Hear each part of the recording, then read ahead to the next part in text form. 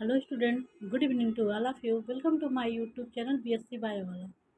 तो बच्चों, आज हम आपके लिए लेकर आए हैं जो डिफरेंट टाइप के सेल्स पोरीफेरा में पाए जाते हैं, उसके बारे में आज हम डिस्कस करेंगे। क्या पढ़ेंगे बच्चों?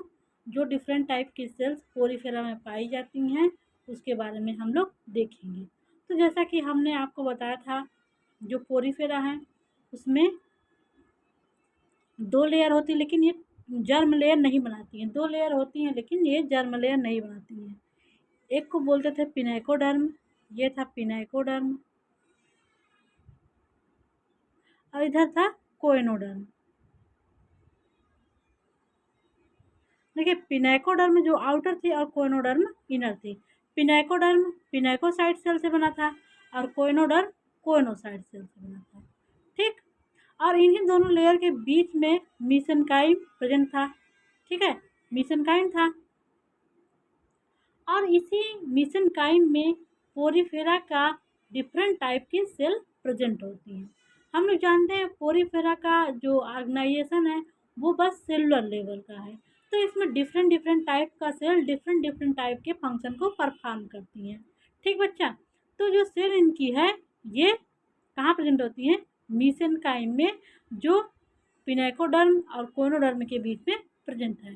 तो आइए देखते हैं हम पोरीफेरा के मेंबर में कितने टाइप के सेल पाए जाते हैं।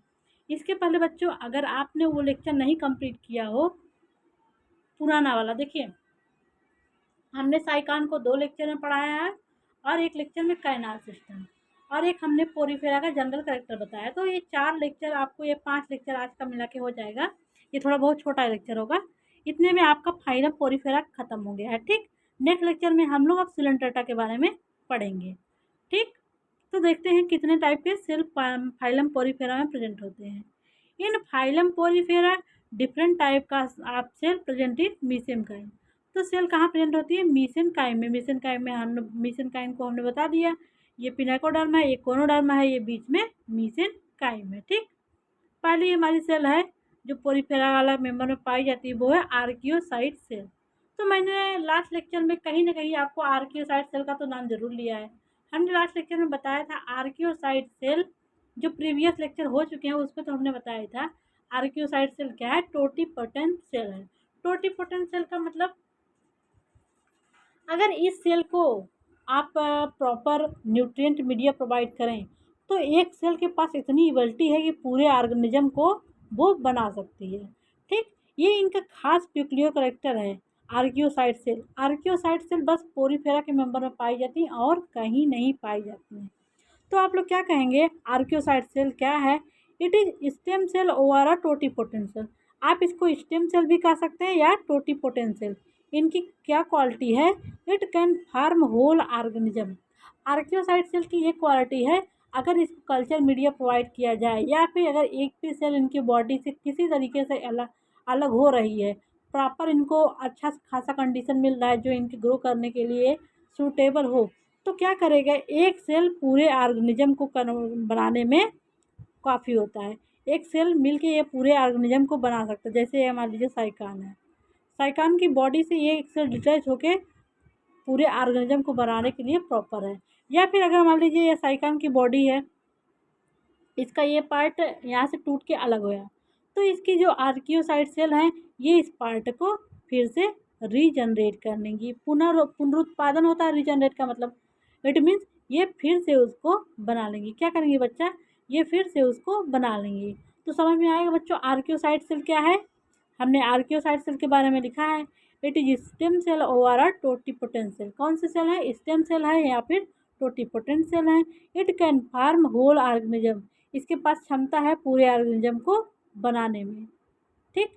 ऑर्गेनिज्म की बॉडी को बनाने में क्षमता, जैसे एक सेल स्पंज की बॉडी से अगर अलग हो गई, उसको प्रॉपर कंडीशन मिला, फेवरेबल कंडीशन मिला, तो वो एक ऑर्गेनिज्म पूरे एक स्पंज को बनाने के लिए प्रॉपर है। ठीक।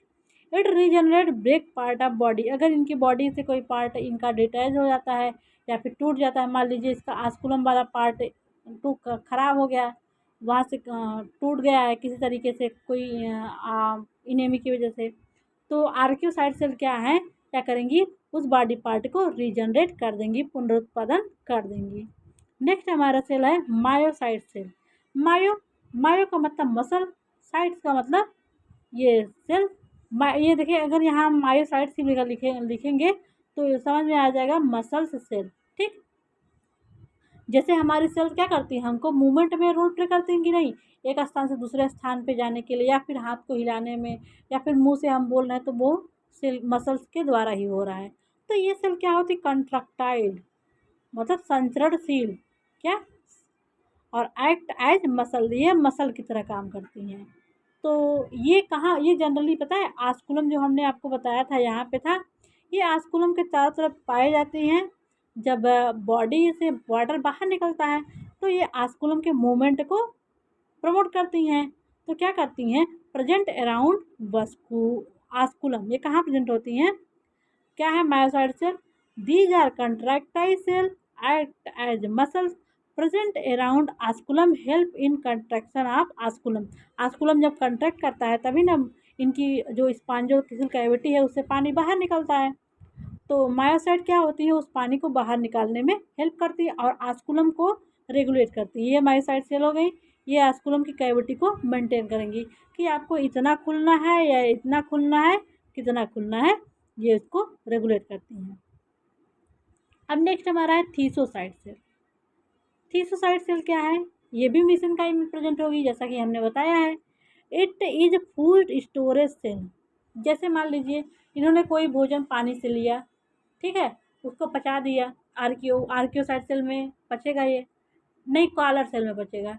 ठीक, वहाँ से ये लोग पचा के जो इनका जैसे जितनी एनर्जी यूज होगी बॉडी में उतना दे देंगे, जो इनका बचा हुआ है प्रोडक्ट वो उसको स्टोर करेंगे। तो किस सेल में स्टोर करेंगे, थीसोसाइट सेल में। किसमें, थीसोसाइट सेल में। मान लीजिए जब इनको भोजन पानी नहीं मिल रहा है तो उस सेल से ये एनर्जी लेके अपना काम चला देंगे। ठीक है बच्चा, तो क्या है, फूड स्टोरेज सेल है। ये क्या करती हैं, store food in pharma glycogen. जैसा कि हम लोग जानते हैं जो एनिमल का केस होता है इसमें स्टोर फूड मटेरियल ग्लाइकोजन होता है, और जब प्लांट का केस होगा इसमें स्टोर फूड मटेरियल ग्लाइकोजन होगा। ठीक बच्चा, हम फूड को स्टोर क्यों करते हैं, जब हम मान लीजिए खाना वगैरह नहीं खा रहे हैं उस टाइम ये फूड स्टोर रहेंगे तो हमको एनर्जी प्रोवाइड करेंगे। ठीक बच्चा, समझ में आ गया आपको थीसोसाइट सेल। फिर टोटीपेटन सेल जो कि था वो समझ में आ गया। और क्या आपको बताएं, एक और बताएं, ये मायोसाइट सेल। नेक्स्ट हमारा सेल है ट्रोफोसाइट सेल। ट्रोफोसाइट सेल को क्या कहते हैं, इसको नर्स सेल भी कहते हैं। जैसे कोई हॉस्पिटल होता है उसमें नर्स किसी पेशेंट का देखभाल करती हैं, ठीक उसी प्रकार ये ट्रोफोसाइट सेल स्पंज की देखभाल करती हैं। किस तरह, ये इनको भोजन प्रोवाइड करने में हेल्प करती हैं। ट्रोफोसाइट सेल को क्या कहते हैं, नर्स सेल या नर्सिंग सेल। ये इनको न्यूट्रिशन प्रोवाइड करती हैं। क्या प्रोवाइड करती है मेरे प्यारे बच्चों, न्यूट्रिशन। क्या प्रोवाइड करती है, न्यूट्रिशन। नेक्स्ट सेल क्या है, क्रोमोसाइट सेल। क्या, क्रोमोसाइट सेल। तो क्रोमो में तो कलर होता है, क्या होता है, chromo, CHROMO। Chromo equal to colour, COLOUR, या फिर कलर का स्पेलिंग ये भी होता है COLOR, आप जो चाहे वो लिख सकते हैं।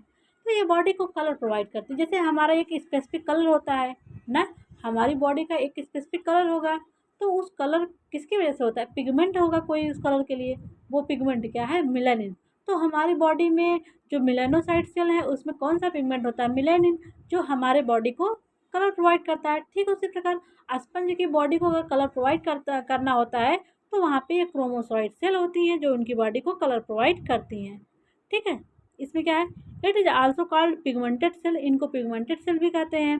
Provide colour to body of sponge. ये क्या करती हैं, जो स्पंज की बॉडी है उसको कलर प्रोवाइड करती हैं। क्या करते हैं बच्चों, स्पंज की बॉडी को ये कलर प्रोवाइड करती हैं। क्या करती हैं, कलर प्रोवाइड करती हैं। ओके, नेक्स्ट क्या है, स्क्लेरोब्लास्ट सेल। ये तो हमने आपको बताया है स्क्लेरोब्लास्ट सेल क्या है। जब हम आपको क्लासिफिकेशन बता रहे थे या फिर जनरल करेक्टर में, वहाँ पे हमने स्क्लेरोब्लास्ट सेल के बारे में बताया था। हमने बताया था स्क्लेरोब्लास्ट के सिक्रीशन से इसका स्केलेटन बनता है ना। क्या बनता है, स्केलेटन। तो हमने आपको बताया था इसका स्केलेटन 3 प्रकार का था, कैल्केरियस था, सिलीसियस था और स्पॉन्जियन फाइबर था।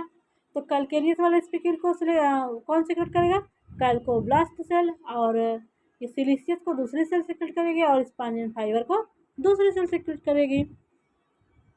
तो स्क्लेरोब्लास्ट सेल क्या होंगी, ये secretion of scleroblast cell form skeleton of sponge, ये स्पंज की बॉडी के स्केलेटन को बनाएंगे। तो नेक्स्ट सेल कौन सी है, सेक्स सेल। सेक्स सेल क्या है, इनका मेन काम होगा, सेक्स सेल को जर्म सेल भी क्या कहते हैं, जर्म सेल। इनका मेन काम है, जर्म सेल का मेन काम है स्पर्म और ओवा को बनाना, स्पर्म एंड ओवा को बनाना। स्पर्म बनने की प्रोसेस को क्या बोलते हैं, स्पर्मेटोजेनेसिस, और ओवा बनने की प्रोसेस को क्या बोलते हैं, oogenesis। इसको क्या कहते हैं, also called as germ cell. It is modified form of archaeocyte cell. जो आर्कियोसाइट सेल है इसी की ये सब मॉडिफाइड फॉर्म है। It produce sperm and ova during spermatogenesis और oogenesis। स्पर्म कैसे बनेगा, स्पर्मेटोजेनेसिस के द्वारा, और ओवा कैसे बनेगा, ये oogenesis के द्वारा बनेगा। मैंने इसको जब साइकान का रिप्रोडक्शन पढ़ा रही थी तो आपको अच्छे से बताया है। ठीक बच्चा, आपको इसमें कोई भी कंफ्यूजन नहीं होना चाहिए। अगला क्या है, कोइनोसाइट सेल। कोइनोसाइट सेल तो हमने बताया है, फिर से आपको रिकॉल कर देते हैं। कोइनोसाइट सेल को फ्लैजिलेटेड सेल कहते हैं। क्या बोलते हैं, फ्लैजिलेटेड सेल बोलते हैं, क्योंकि इसमें फ्लैजिला होता है। फ्लैजिला जहाँ से अराइज होता है उसको बोलते हैं बेसल ग्रेन्यूल बेसल बॉडी या ब्लिफोरोब्लास्ट। ठीक, तो ये कोइनोसाइट सेल का क्या काम है, with the help of flagella, जो ये कोइनोसाइट सेल का फ्लैजिला है, स्पंज कैन मूव माइक्रोविलाई, ये अपना माइक्रोविलाई मूव करती हैं। आप collar cell filter out food material from water. देखिए कॉलर सेल ऐसी होती है, यहाँ पे दिखा देते हैं आपको, ये कॉलर सेल है, ठीक है, ये कॉलर सेल है, फिगर उल्टा हो गया है, आपको थोड़ा सा ध्यान दीजिए, ये कलर सेल है, और यहाँ पे अमीबॉइड सेल है। अमीबॉइड सेल को मैं आपको आगे बताऊंगी। कलर सेल है, इसका ये कॉलर तरह है, यहाँ पे इसका सेल है, ये इसका न्यूक्लियस वगैरह सब तो होगा ही, क्योंकि यूकैरियोटिक सेल है। न्यूक्लियस होगा, माइटोकॉन्ड्रिया होगा, गोल्गी बॉडी होगा, एंडोप्लाज्मिक रेटिकुलम, सब तो होगा ही ना, कि नहीं होगा, होगा। तो ये कॉलर की तरह यहाँ पे ये स्ट्रक्चर है, ये है एक्चुअली में नहीं, ये सब माइक्रोविलाई हैं। ठीक, और यहाँ पे एक फ्लैजिला रहता है, ओके, यहाँ से निकला हुआ एक फ्लैजिला रहता है, ये माइक्रोविलाई हैं। और ये माइक्रोविलाई क्या करता है, जो कोई वाटर आता है, इनकरिंग वाटर आता है, उससे फूड पार्टिकल को छान लेती हैं। यहाँ इसका फ्लैजिला दिखाया गया, देखिए ये इनका ये फ्लैजिला है, कौन, ये इनका ये फ्लैजिला है, और ये सब माइक्रोविलाई है जो फूड पार्टिकल को छानने का काम करती हैं। ये देखिए, कोई जैसे वाटर आया, वाटर यहाँ से माइक्रोविलाई से भोजन को ये लोग छान लिए, भोजन छान के ये क्या करता है, इसको अमीबोसाइट सेल के पास भेज देता है।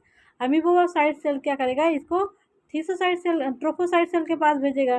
ट्रोफोसाइट सेल क्या करेगा, वहाँ से इसका डाइजेशन करके चारों तरफ सेल को जो जो इसका एनर्जी वाला है, एनर्जी है, वो सारे सेल में डिस्ट्रीब्यूट कर देगा, और जो रिमेनिंग पार्ट होगा उसको थीसोसाइट सेल में स्टोर कर देगा। ठीक, अब देखिए कोइनोसाइट सेल आप लोग को बताते हैं। कोइनोसाइट सेल को फ्लैजिलेटेड सेल कहते हैं। With the help of flagella sponge can move microvilli of collar cell filter out food particle. ये अपने माइक्रोविलाई से फूड पार्टिकल को छानते हैं, क्या करते हैं, छानते हैं। फिर क्या करते हैं, जो ये छाना हुआ भोजन है उसको क्या करते हैं, पास्ड टू अमीबोसाइट्स, तब फिर ये भोजन को अमीबोसाइट सेल जो उनके बगल में लगी नहीं है, अमीबोसाइट सेल को ट्रांसफ़र करते हैं। फिर क्या है, which pass food to other cell, amoebocyte cell क्या करता है, इस भोजन को दूसरे सेल में पास कर देता है। ठीक, क्योंकि ये जाके वहाँ ट्रोफोसाइट सेल में इनका डाइजेशन होगा। ओके बच्चा, और कोनोसाइट और क्या काम करता है, हमने जब आपको कैनाल सिस्टम बताया था तो हमने आपको क्या क्या बताया था, ascon type, sycon type, leucon type. उसमें देखिए आप लोग, जो साइकान टाइप कैनाल सिस्टम था, उसका जो स्पॉन्जोसेल नॉन फ्लैजिलेटेड था ना, वो वो पिनेकोसाइट का बना था। लेकिन जो ल्यूकान टाइप का कैनाल सिस्टम था, उसका जो स्पॉन्जोसेल था, स्कान टाइप वाले में आप लोगों ने देखा था, उसका जो स्पॉन्जोसेल था फ्लैजिलेटेड चैम्बर था। फ्लैजिलेटेड चैम्बर का मतलब वो कोइनोसाइट का बना था। ठीक, तो क्या करता है, choanocyte cell line the interior of asconoid, syconoid and leuconoid type cavity. देखिए कोइनोसाइट जो साइकान टाइप में रेडियल कैनाल को लाइन करता है। ठीक, और जो एक्स करेंट कैनाल और सॉरी इन करेंट कैनाल और स्पॉन्जोसेल था उसको पिनेकोसाइट लाइन करती है। ठीक, आपको समझ में आया कोइनोसाइट सेल क्या है? कोइनोसाइट सेल पे आपको वेरी शॉर्ट में आ सकता है, ध्यान दीजिए। नेक्स्ट क्वेश्चन क्या है? अमीबोसाइट। क्या है amoebocyte? Amoeba like cell which have pseudopodia. Amoebocyte cell आपको हमने दिखाया था जो कलर सेल से अटैच थी। दिखा दे रहे हैं आपको, देखिए ये कैसी है? Amoeba like cell. Amoeba like cell का मतलब इनका साइज फिक्स नहीं रहता है, ये किस साइज में रहेंगी, और इनके पास स्यूडोपोडिया होता है। क्या होता है? स्यूडोपोडिया। यह क्या करता है? हमने ऊपर ही बताया था, जब कॉलर सेल से भोजन अमीबोसाइट में आता है तो अमीबोसाइट अपने से अदर सेल जो हैं उनको ये भोजन पास करता है। तो क्या हुआ? Amoeba like cell which have pseudopodia. क्या है? Pseudopodia. It deliver nutrient from choanocyte to other cell. ये न्यूट्रिएंट को, भोजन को, खाने को कोइनोसाइट से दूसरे सेल में भेजता है। तो ये मीडिएटर का काम किया। क्या किया? कैसा काम किया? ये मीडिएटर का काम किया। ओके बच्चा, ये कोइनोसाइट का आपका फिगर है। फिर हमारा नेक्स्ट है पिनेकोसाइट सेल। पिनेकोसाइट सेल तो आपको वेल नोन है। ये क्या करती है? ये क्या करती है? पिनेकोडर्म बनाती है। पिनेकोडर्म जो बॉडी को प्रोटेक्ट करती है। Pinacoderm form external barrier on the surface and canal of sponges. ये स्पंज के कैनाल और बॉडी का बैरियर बनाता है। और क्या करता है? Protect it from the outer environment.